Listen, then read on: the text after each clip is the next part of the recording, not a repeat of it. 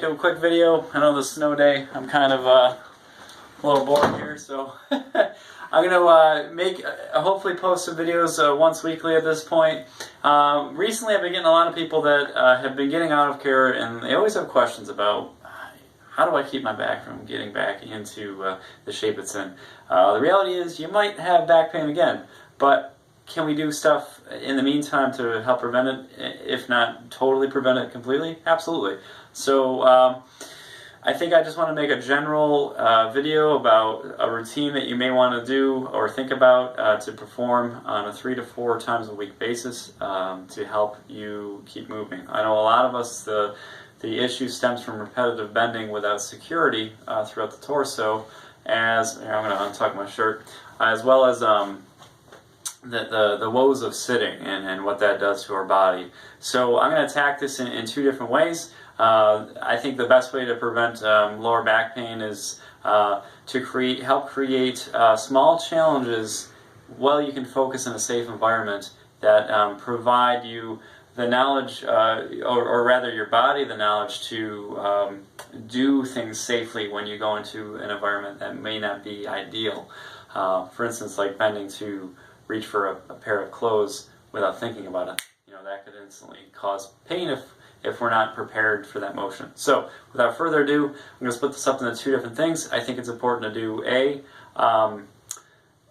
to mobilize the hips and stretch certain muscle groups that are responsible for back pain, and then B, we're going to provide some stability exercises for you. So let's start with the stretches. So the 3 muscles I think are important to work on. In general, the lateral hip muscles are the deep hip rotators. So we're going to target the piriformis, the hamstrings, and also the hip flexors, or the psoas, which can cause hip compression. So piriformis can be performed in a number of different ways. I'm going to show you 3. So we're going to start on we're going to start from a laying down position because that's the easiest one. I'm sure most people have seen this. So I'm going to be stretching my right piriformis. What you want to do is get your body into a figure 4 position, and from there you're going to take your opposite leg, hook under, and pull upwards. If this isn't achievable, you should feel a pull on the outside of the hip with this. I would hold this for about 30 seconds, and you can do this 2 to 3 times. That's what I do for this session. So 2 to 3 times, 30-second holds on each leg. And that's going to be said about every single one of these positions that I get it into. So here's probably the easiest. If that's not achievable, however, you can even begin as simple as trying to get your leg above that kneecap. And if that's not achievable, a sitting position might help a little bit better too. So let's go into that one. So this is going to be the mid-range stretch from a sitting position. You want to make sure that that back is upright and not bent forward, and you're going to use your hips to do the pull. So you're going to, once again, figure 4. My body's upright. I'm using my hip driving backwards, keeping my body rigid in order to provide that stretch. Once again, 30-second holds each leg. Third option, and my favorite, is going to be what I call a 90-90 stretch. So you want to get your leg in front of you, knee in line with the middle of the chest as best as possible. The outer leg also in a 90-degree angle. And once again, without creating bend in the spine, you want to drive that hip back and bend forward over that hip. Good. All right. Now, hamstrings will go from easiest, once again, to hardest. So once again, 2 to 3 reps of 30-second holds. First one, you're going to drag the leg up as far as possible. And with the ankle cocked up, you're going to kick as far as you can. You're going to feel a barrier and a hit, and you're going to hold there. Now this one might be difficult to hold for 30 seconds, so doing slow repetitions might be more beneficial. Okay, we'll go into the second version, which is the sitting. back straight, leg straight, ankle up, providing a bend without bending the back. You may feel a pull rather quickly with this one. Notice I don't really need to put a lot of forward bending because I'm essentially isolating by not creating a bend through my back. If I bend through my back, I have to go really far to get that stretch. But if I keep my my torso isolated, it's going to provide that stretch a lot quicker. My favorite, standing.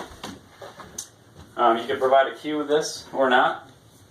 Once again, trying to keep the upper body locked and rigid, and providing a bend through the hips to provide that stretch. So again, 30 seconds for all the hamstring stretches might be a little too much, so you could always do slow repetitions, working into the stretch 3 to 5 seconds. But you always want to shoot for that 30 seconds and do it 2 or 3 times. Last one, hip flexor. I think I like to approach this in 2 different ways. A stretch is always great, but I also like to kind of target it directly and massage it, so I'll show you how to do that. The best stretch for this, for right now, we can get in a number of different variations, but I think the one that's most doable for a lot of people is getting down into a lunge position. Once again, common theme, keeping the torso rigid and trying to keep the upper body straight. And then focusing on that back leg, I'm engaging my glute and pushing my body forward, allowing my hip to sink down and back. Feeling a pull, almost like in the quad area. Some people might feel it through here. With this, you could do some variations while you're holding it for 30 seconds. You could turn to that forward leg. You can also bend to that forward leg, hitting different fibers of that hip flexor. The second part of the hip flexor I think is important, is creating a little bit of some compression massage. So a tennis ball works great. You could get whatever sort of device you'd like to use, but we're going to come at it at about a 45-degree angle. So you want to find that hip bone, go a little bit above it, and once again, find like a 45-degree angle. We don't want to target those abdominal muscles in the front, so we're coming at it from an angle. So holding that position, you're going to lay directly on the ball, and then you can create a slight arch up in your back, applying pressure down. Remember, we don't want to injure the viscera or the organs or those muscles, so it's just a light pressure as I'm providing some rolling. All right, once again, 2 or 3 times, 30 seconds. So there's the stretches. At this point, we'll get into some stabilizing. I think it's important to talk about what you should be doing through all of these exercises is really focusing on creating some tension through here. I know if you've seen me before, we've talked about it if you've come in for your lower back. So you want to imagine as if someone were going to smack you in the stomach, creating tension for protection with that. But you're dialing it down to about 10-20% of what you can consider your maximum effort. Noticing I'm doing it right now, but I'm still talking and breathing. So with that, you also want to focus on creating tension that translates into the back as well. So those 2 engagements you want to hold as you're performing all of these challenges. So from there, let's just get into it. So for all these, I'll talk about how much you should do as you do them. So this one, McGill Crunch, you're going to put your hands under your back, palms down, and you're going to have one knee up. I'm working on my right leg, and then I'd switch to my left. For this one, I typically would do 10 reps, and you're going to do 5-second holds, and I would do 2 sets. So what I'm going to do with this is I'm going to create that tension, and I'm going to form a straight line with my body, with my leg, by lifting that up slightly, by lifting my head slightly off the ground, and rotating my elbows upwards slightly, and holding for about 5 seconds, and coming back down. Notice, as I did that, my back did not press down into the floor, so your hands are there not only to help provide a pivot for your elbows, but also to kind of be a measure. So if I was doing it wrong, and I was lifting up my shoulders and I was bending my spine, I would feel more pressure down into my hands. Once again, you hold that for about 5 seconds, 10 reps, 2 sets. From there, we can go into what I'd call a half bug. So a dead bug would be something where we create alternating arms and legs. I think sometimes this can cause some discomfort if someone isn't ready to participate in something this advanced. So we can start out simpler.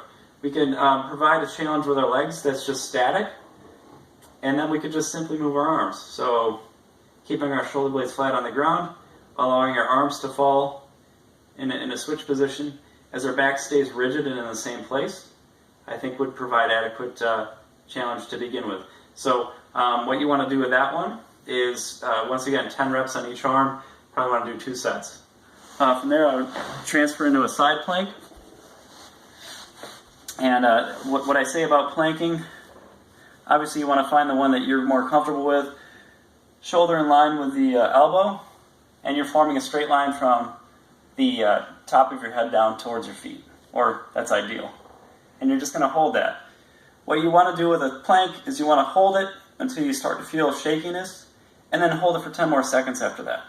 And I do 3 reps of this. There's a modified version. If that's too difficult, you can bend your knees and then bend up through there. Once again, try to do that 3 reps on each side. Go until you start to shake and then hold for about 5 to 10 seconds. Longer. I think I have one more. Yeah, one more. So the last one is going to be what I call W squats. So what you want to do, once again, try to provide that tension that we talked about. Try to keep your body rigid, and we're going to provide a squat challenge.